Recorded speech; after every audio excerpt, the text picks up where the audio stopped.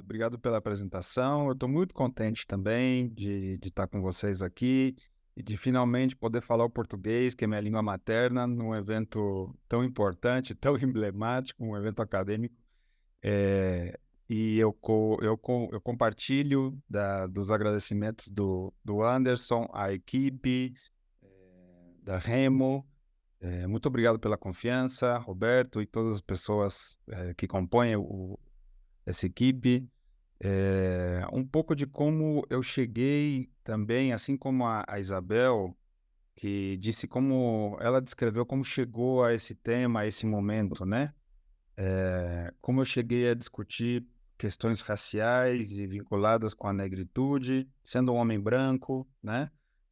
O que eu faço a partir dos projetos que eu coordeno é entender como as fronteiras do México, pelas quais muitas dessas pessoas estudadas e cujas trajetórias foram reconstruídas em vários dos textos do dossiê, transitam e se instalam, né? E essas pessoas, assim como o Anderson dizia, do Caribe, haitianas, mas também cubanas, eh, da América do Sul, principalmente da Venezuela, né?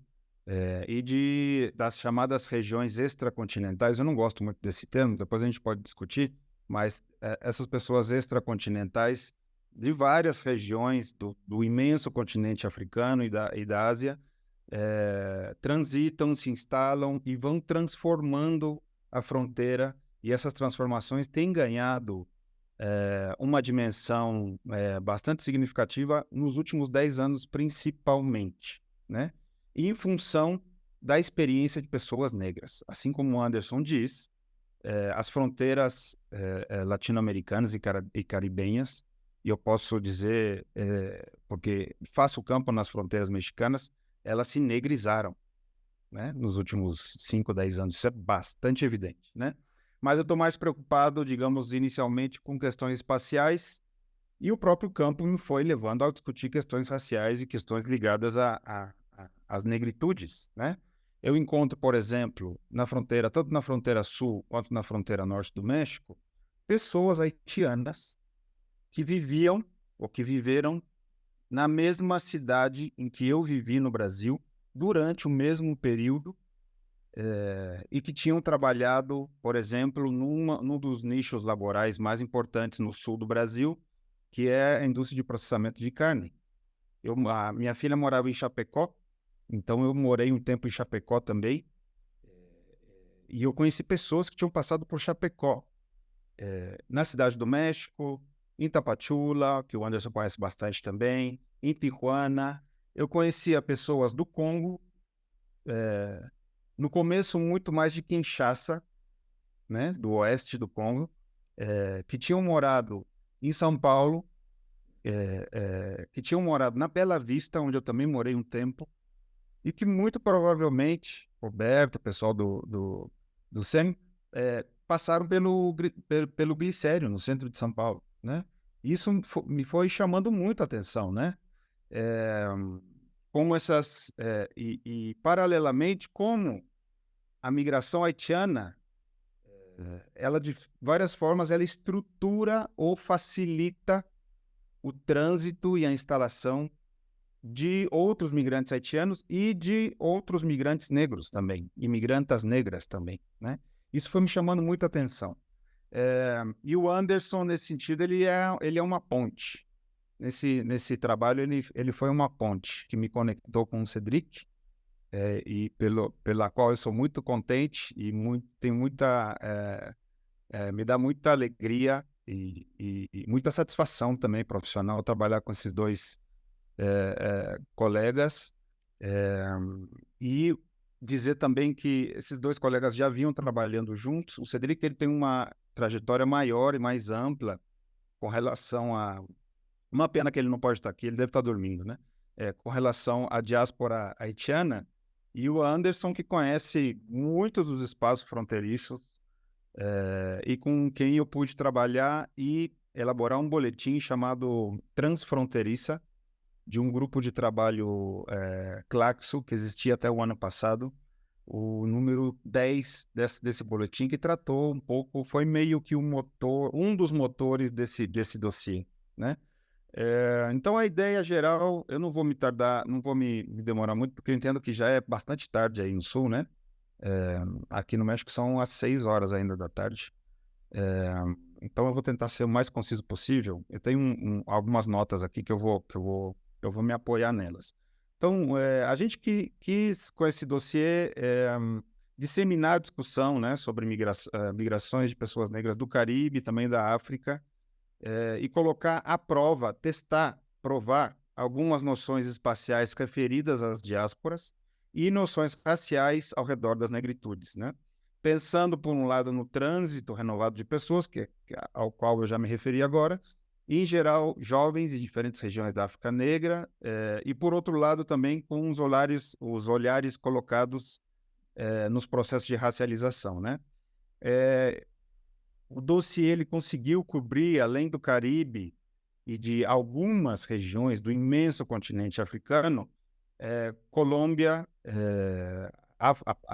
digamos, Afro-Colômbia e Afro-Venezuela. Então, de forma que a gente conseguiu cobrir uma boa parte, né, para um dossiê do espaço diaspórico negro que a gente tinha pensado no começo, né? A resposta, primeiro, o número de textos que a gente recebeu e a qualidade e o número de textos de boa qualidade que a gente recebeu superou as expectativas, como o Roberto falou. E também transcendeu, de alguma maneira, a ênfase que a gente tinha sugerido, nós três, em processos de violência estatal e governamental ou em processos de controle fronteiriço, que é o que a gente vem mapeando em campo. Os textos foram mais além, foram para além disso, né? Indagaram sobre identidade diaspórica, como no texto da Isabel, pessoas que, no caso do estudo da Isabel, encontram e processam suas negritudes em outros contextos raciais, né? De forma que eu acho que a gente conseguiu um registro bastante, não integral, mas um registro bastante abrangente, né? Não apenas da negritude em movimento, mas também por isso que a gente fala dos movimentos da negritude, né? A gente está se referindo aqui, o Anderson já falou, a agências individuais coletivas, a projetos individuais coletivos que passam pela identidade, pela arte, pelo sucesso profissional, e a Isabel agregou muito bem agora, pela mobilização política também, né? De forma que a gente conseguiu atingir vários dos objetivos, né, que a gente tinha planejado desde o começo.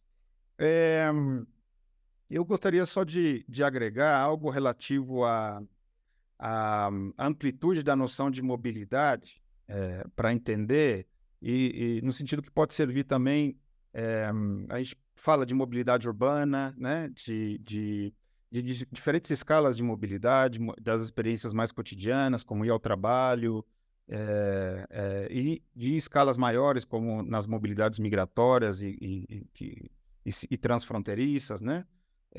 Mas a gente fala também, como mostra bem a Isabel, mobilidades que não se dão apenas no espaço físico externo, né? Mas no próprio corpo. E, de fato, se a gente for recuperar os estudos sobre as mobilidades, né, esses estudiosas falam que mobilidade não é a mesma coisa que movimento, mas sim movimento incorporado, né? Movimento corporizado, eu acho que é assim que se fala em português, né? Nesse sentido, a Isabel nos convida a indagar sobre mobilidades a partir dos itinerários corporais, né? Dentro da subdisciplina da antropologia do corpo, da Maria Luz Esteban, que é ótima realmente, que eu acho que é um campo, uma subdisciplina que ajuda a pensar várias coisas importantes, né? Primeiro, e principalmente problematiza a ideia que a gente tem de migrante, né? A gente se refere a toda a complexidade, a toda a diversidade de experiências de pessoas migrantes, de pessoas negras migrantes, a partir de um reducionismo, de uma categoria que é reducionista, migrante, né? E esta abordagem que a Isabel, com a qual a Isabel trabalha, ela agrega a essa categoria de migrante outros marcadores corporais, marcadores históricos, marcadores culturais, né? Então, o migrante já não é só um migrante. O migrante é um migrante com história, é um migrante com cultura, é um migrante com estratégia, é um migrante com corpo, com uma corporalidade, né? É um migrante com marca de origem, é um migrante com marca racial, marca de gênero. O texto da Isabel é super sólido, assim, consistente para imaginar esses outros itinerários, né? Outras mobilidades, né?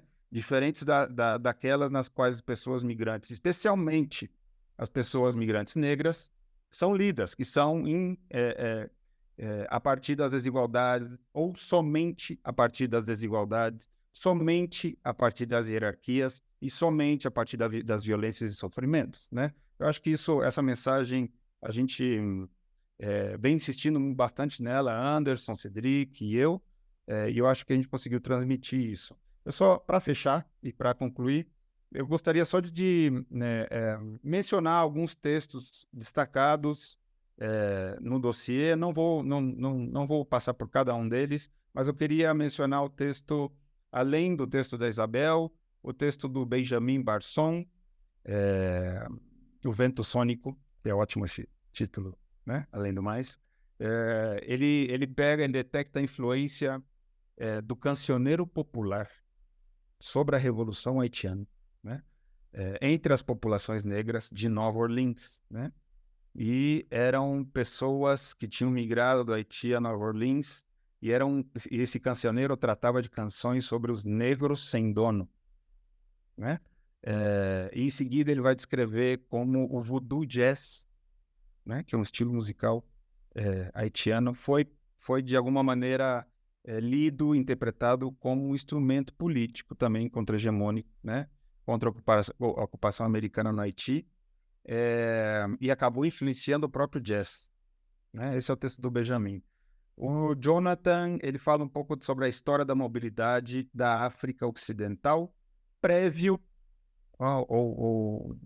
num período que precede a colônia, que precede o sistema escravista, né? Ele comenta sobre o sentido de aventura, que eu diria, não sei o que pensa o Anderson, o sentido de aventura que motiva muitas das migrações dos jovens africanos que eu tenho encontrado no México, e asiáticos também, né? Isso nos leva a pensar também que, nossa, a teoria migratória, durante mais de 30 anos, tem falado sobre migrantes econômicos, né? Nos últimos anos, a gente tem escutado muito sobre migração forçada. Não é esquecer e deixar de lado esses motores que continuam explicando projetos migratórios. Mas é muito difícil encontrar um texto que te fala que a aventura, né? Ou o sentido de aventura é o que colabora ou que serve também de gasolina para conhecer o mundo, basicamente, né? A gente poderia pensar que esse sentido de aventura pode ser um sentido masculinizado, eu sinto que sim, mas ele está presente. E dificilmente os textos, estudos migratórios contemplam esse âmbito, né? O texto da Andréa Lobo e do Cláudio Furtado, que é um textão também. Poxa, as pequenas ilhas e o país continental, fluxos entre Cabo Verde e Brasil, eles retratam os processos contemporâneos que unem os dois países e passam pela 25 de março, no centro de São Paulo, né? As comerciantes do Cabo Verde que frequentam a 25 de março, outras que frequentam a cidade de Fortaleza e criam esses circuitos sul-sul também, né? Que se explicam por outros motivos. São mobilidades explicadas por outros motivos, né? Que tem a ver com circulação e se abastecer de produtos, de roupa, de acessórios para revenda, né? A Vânia Reis, que é a companheira da Isabel, eu não sabia, ela examina a estigmatização dos bairros onde os migrantes afro-caribenhos e afro-venezuelanos também, venezuelanos, se estabelecem em Santiago. E, por último, o do Caio Fernandes, que eu gostaria de destacar também, novamente São Paulo. Eu não sei se o dossiê ficou São Paulo-cêntrico, eu não sei qual é a... Deve ter algum porquê, a gente tem que buscar explicar isso, né?